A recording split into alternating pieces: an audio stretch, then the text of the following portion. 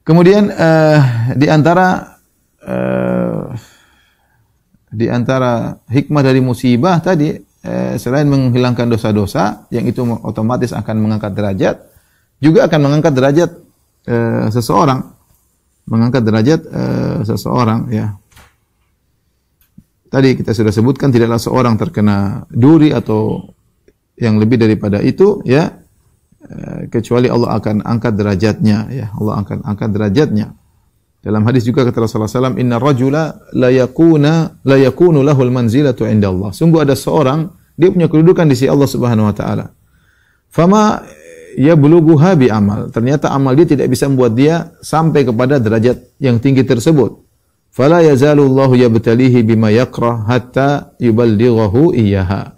Maka caranya agar dia bisa naik derajat sampai pada tersebut, maka Allah Subhanahu wa taala memberikan dia musibah terus, musibah sampai dia mendapatkan pahala yang cukup untuk mendongkraknya naik di atas derajat yang tinggi. Maksudnya apa? Bagaimana, ikhwan? Maksudnya begini, sebagian kita mungkin beribadah, dia sholat, baca Quran, ya, tapi pahalanya nggak bisa dongkrak dia ke derajat yang tinggi. Dan Allah sayang sama dia, Allah ingin dia naik derajat tinggi. Gimana? Allah kasih musibah.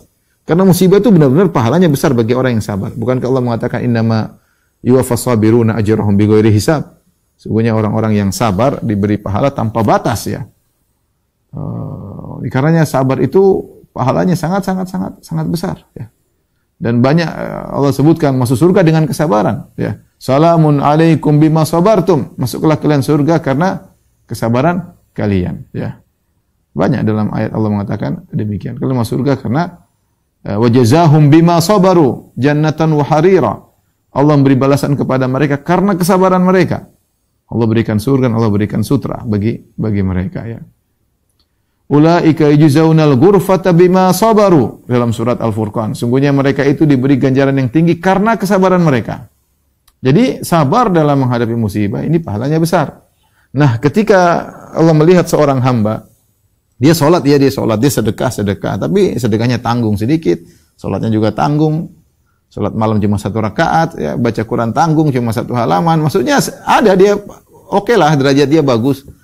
Cuma kalau mau naik derajat tinggi nggak bisa. Semua ibadah dia tanggung. Terus bagaimana? Ya ada cara yang Allah berikan kepada dia agar derajatnya tinggi, dikasih musibah. Yang dia tidak suka dengan musibah tersebut, tapi Allah tarik dia untuk ke tempat yang tinggi. Caranya dikasih musibah. Dia bersabar. Dia mengatakan inna lillahi wa inna ilaihi raji'un. Dia mengatakan alhamdulillah ala kulli hal. Allahumma ajurni fi musibati hadza, ya Allah berikanlah aku pahala di balik musibah ini, ya. Ya, makanya Nabi mengatakan ajaban li amril mu'min, innal amrahu kullahu khair wa laysa dzalika illa lil mu'min. Sungguh menakjubkan perkara mukmin.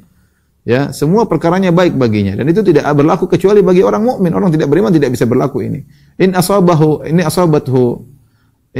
sarra syakara fa kana khairan lahu. Kalau dia ditimpa dengan kebaikan, mendapatkan kesenangan, dia bersyukur.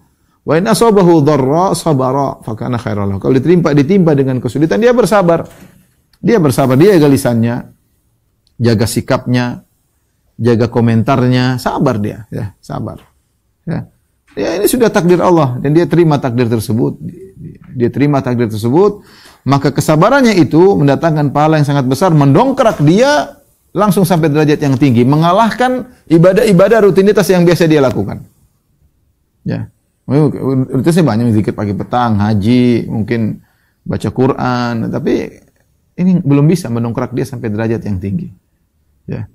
Maka dikasih musibah yang luar biasa. Dan sebagian saudara-saudara kita seperti itu, ya. Kasih musibah. Saya kayak lihat kalau saya posisi dia, wallah alam saya bisa mampu enggak menghadapi seperti itu, ya. Sepertinya tidak mampu, hamba ini sangat lemah. Tapi teman itu kuat. Kagum kita melihatnya, Masya Allah. Mungkin memang Allah pilih dia, dikasih musibah yang luar biasa, dan dia bisa menghadapinya. Ketemu, senyum, tidak ada wajah. Padahal musibahnya bertumpuk-tumpuk. Tapi kalau ketemu, senyum. Ya. Kita nggak tahu apa yang ada dalam hatinya. Ya. Sebagian orang mengatakan, sampai ada yang bertanya kepada seorang, Anda dapat musibah banyak, kenapa senyum terus? Kata dia, senyumku untukmu, curhatku hanya untuk Allah Subhanahu wa taala. Ya, curhatku hanya untuk Allah Subhanahu wa taala. Oleh karenanya, ini di antara hikmah bahwasanya seorang ketika terkena musibah dan dia bersabar, diangkat derajatnya di sisi Allah Subhanahu wa taala, ya.